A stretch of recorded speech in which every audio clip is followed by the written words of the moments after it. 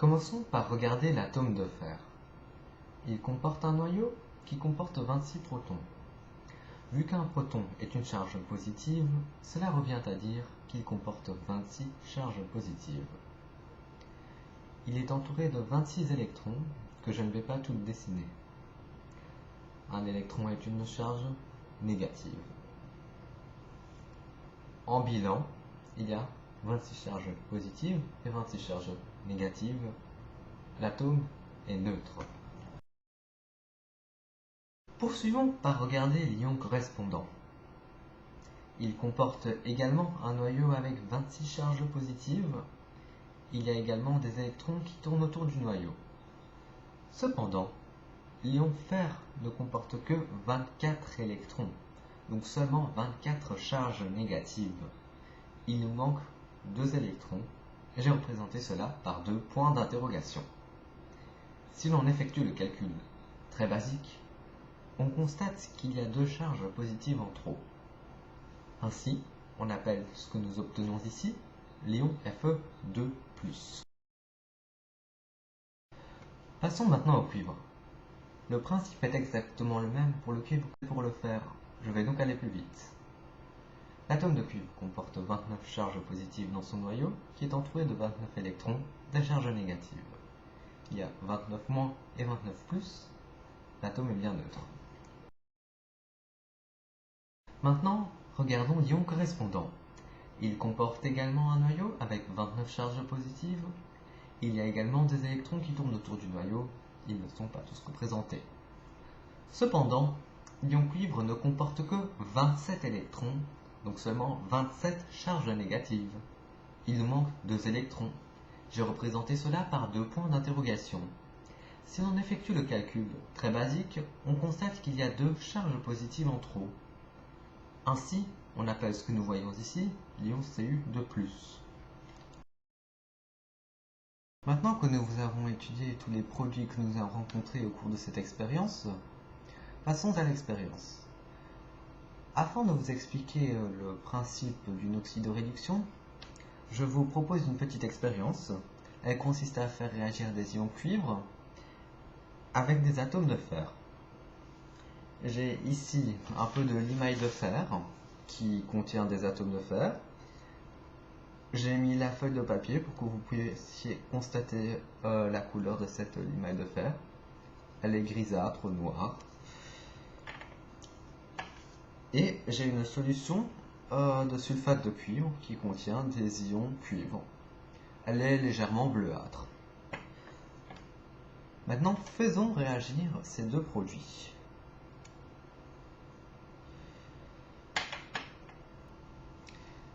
Après avoir secoué un peu, on peut constater que la limaille de fer est devenue rouge maintenant. Au fait, ce n'est qu'un dépôt rouge de cuivre sur la limaille de fer. Maintenant, nous avons prouvé, en quelque sorte, la formation de cuivre grâce au dépôt rouge. Maintenant, nous recherchons les ions formés. Alors pour cela, il faut ajouter la soude et regarder la couleur du précipité.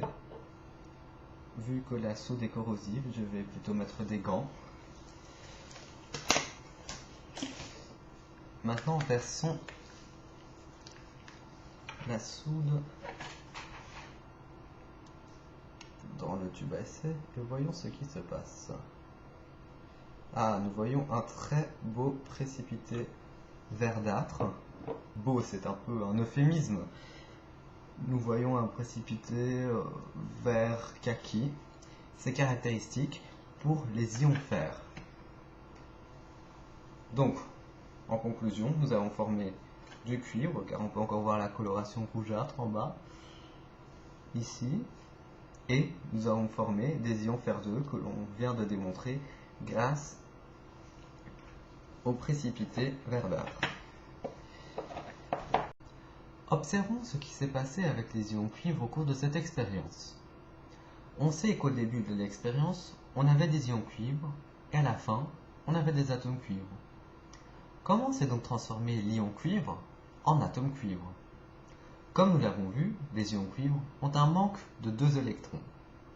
Pour devenir atome cuivre, l'ion cuivre aurait besoin de 2 électrons. C'est exactement ce qui s'est passé lors de cette expérience. L'ion cuivre s'est procuré 2 électrons. On peut constater qu'avec ce schéma, on retrouve bien l'atome de cuivre avec 29 protons et 29 électrons, comme nous l'avons vu auparavant. On va noter cela ainsi, Cu2+, plus 2 électrons, forme Cu. Nous pouvons voir dans l'équation qu'il y a un gain d'électrons, on voit bien le plus 2 électrons. Notez qu'une réaction avec un gain d'électrons est appelée réduction. Le métal cuivre est produit d'une réduction, il est donc appelé réducteur. Observons ce qui s'est passé avec le fer au cours de cette expérience. On sait qu'au début de l'expérience, on avait des atomes de fer, à la fin, on avait des ions fer2. Comment l'atome de fer s'est-il transformé en ion fer2? Comparons l'atome de fer à l'ion fer2. L'atome de fer a 26 électrons, l'ion fer2 a 24 électrons, il y a un manque de 2 électrons.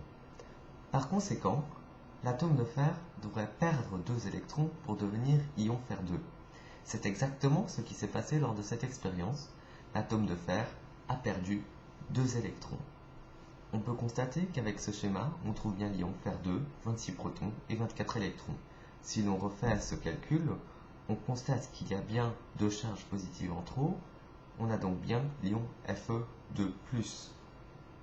Si on veut écrire ce qui se passe, on pourrait écrire ceci. Fe moins 2 électrons forme Fe2+. Cependant, on ne peut pas écrire cela ainsi. On passe donc les 2 électrons de l'autre côté, comme en mathématiques. Fe forme Fe2+, plus 2 électrons. On voit qu'à la fin, il reste 2 électrons. On peut dire qu'ils sont perdus. Une réaction où on perd des électrons est une oxydation. L'ion fer est produit d'une oxydation, il est appelé oxydant. Réunissons ce que nous venons de voir pour le fer et le cuivre. L'atome de fer a perdu 2 électrons pour former l'ion fer. L'ion cuivre a gagné 2 électrons pour former l'atome cuivre. Au début de la réaction, on avait des atomes de fer et des ions cuivre. Lors de la réaction, c'est l'atome fer qui a donné 2 électrons à l'ion cuivre. À la fin de la réaction, on se retrouve avec un ion fer et un atome cuivre.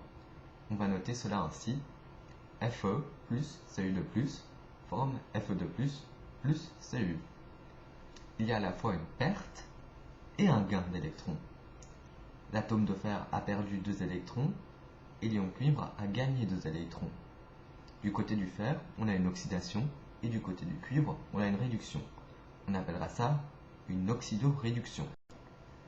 Voilà, cette vidéo est terminée. J'espère que cette vidéo vous a été utile et vous a éclairé sur ce sujet. Je rappelle que cette vidéo ne couvre en aucune forme le cours de chimie sur les oxydoréductions. C'est la première fois que je fais une vidéo. Cette vidéo est une sorte de test. Je vous prie de dire ce que vous en pensez. Si vous avez mieux compris avec une vidéo qu'avec un résumé écrit, je suis ouvert à toute critique constructive et suggestion. Je vous remercie pour votre écoute et votre attention.